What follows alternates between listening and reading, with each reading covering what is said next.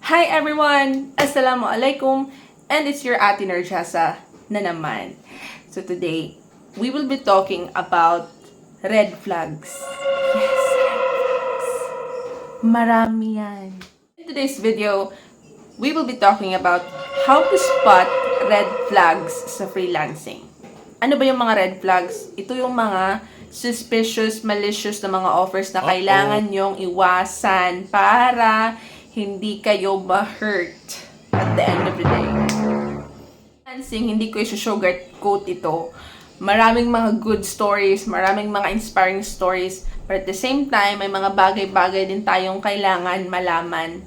At para matuto kayo mangilatis sa mga client na scammer or huhututan lang kayo ng pera or ganon. So kaya, watch this video all throughout para malaman nyo baka hindi nyo alam is yung mga na-receive nyong offer recently is malicious pala siya. Okay, let's begin.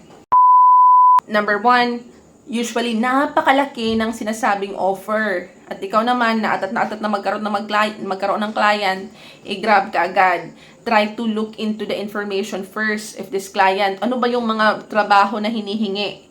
Kasi yun pa lang, maa-assess mo na kung nagmamatch ba yung tugma ba yung payment sa sa work na ibibigay sa'yo. Pangalawa, upfront payments. Yung mga naghihingi ng pera sa'yo, like pagsasabihan ka na, can you send this amount so we can open for you a bank account? Or can you send this amount and we're just going to reimburse the money to you? So yun na yung mga promises na yun pa lang, iwasan yun na red flag na yun siya. Pangatlo, lack of details. Yung hindi man lang masabi kung sino yung mga tao behind the company, kung ano ba yung overview ng company, basta-basta ka na lang o-offera ng trabaho. Nako, red flag din ito pa. May mga freelance, may mga yung pagsasabihan ka na mag-create ka ng ganito karami ng mga ng mga output, bibigyan ka ng task kunwari. Pero kukunin lang yung output mo, sila yung magbibenta sa ibang client, ikaw wala kang makukuha. Kaya yun, isa rin yun sa mga red flag. Kaya iwasan nyo yung mga ganon. Huwag buhos todo bigay agad. Okay? Try to do client call first.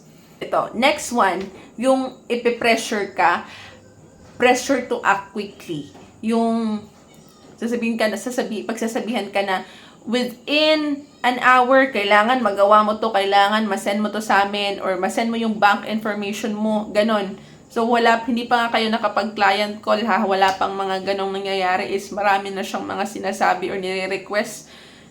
Yun, red flag yun siya. Mag-ingat kayo doon sa mga ganon. Another is yung poor grammar and spelling, kasi yung mga iba is hindi naman sila kagalingan or hindi professional yung tone nila. Basta-basta na lang sila na magsasabi na ganito. And another thing is, smart na kasi yung mga scammer ngayon. So, yung ginagamit nila, they're using softwares to make them sound too smart. Okay, you need to take note of that. You can look into tools and platforms online to see if itong mga words na to is AI generated or not. So, pwede kayong maghanap ng mga tools na ganyan to make sure na you are in good hands. And now that you know what are the things that you need to avoid, the next step is how to protect yourself. Pinakauna, research nyo yung client. Huwag ka agad-agad magbigay ng trust or magbigay ng any information na pwede nilang magamit against you. So, you need to research a client. Saan ba yan ma-research? Tignan yung website nila. I-try nyong i-ask sila kung ano ba yung name nila sa LinkedIn. And try to also ask them kung ano ba yung mga social platforms na meron sila. Para makita nyo doon. And makikita nyo rin yung mga feedback about sa company. Let's say, they are a SaaS company or a software company. Punta kayo sa Glassdoor and try to look sa mga feedback kung ano ba yung feedback ng mga dati nilang employees or dating mga freelancers that work with them so that meron kayong heads up kung itong company ba to, ipupursue ko ba to, or bye-bye.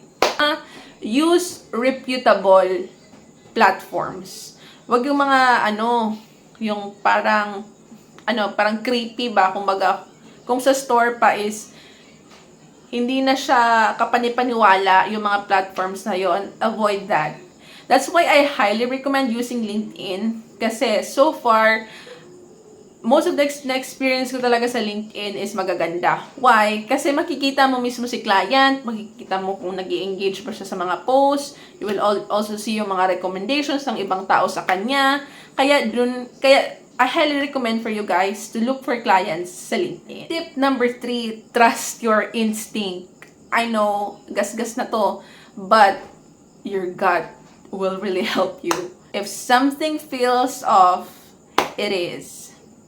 It probably is. And tip number 4, communicate clearly. Dapat kayo rin is klaro din yung mga informations or mga important details na ibibigay nyo kay client. Let's say, yung pag-establish nyo ng term ng project, ilang buwan, ilang weeks. So, you need to be clear about that para hindi kayo maabuso.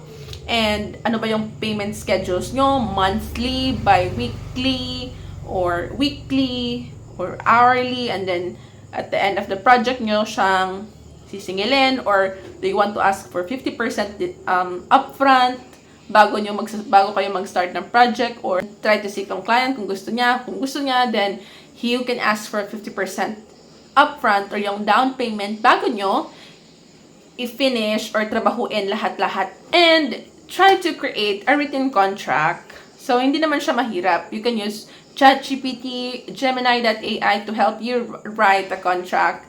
Just put the terms there, ilagay nyo lang, i-input nyo lang yung prompt, kung ano yung terms, conditions, payments, ano yung mga deliverables nyo, at yung responsibility ni client sa inyo. Yun lang. And then, si AI na yung magbibigay ng nung contract. And then, you just send it to your client. Ganun lang kasimple. Additional tip, na-mention ko to kanina, pero I want to make sure na hindi nyo makalimutan, be wary of unsolicited offers. These are often scams. And you verify nyo yung mga payment methods to make sure that yung mga ina-ask ng client sa inyo is reputable siya. O baka gamitin kayo sa money laundering, okay? You need to be careful with that. And also, be cautious with your mga important information like your name of your mom, your dad, or about your family, or address nyo, ganun. You need to be very careful with that. And also, you need to continue educating yourself about ano yung mga latest na ginagawa nila ngayon para aware kayo. Okay? So, yun lang. And I hope that this video helps you guys. Kung sa tingin nyo is nakatulong tayo ngayon, don't forget to subscribe and share this video to others. And if you have any other questions, you can comment them down below para makagawa tayo ng another video. That's all for today, and see you next time.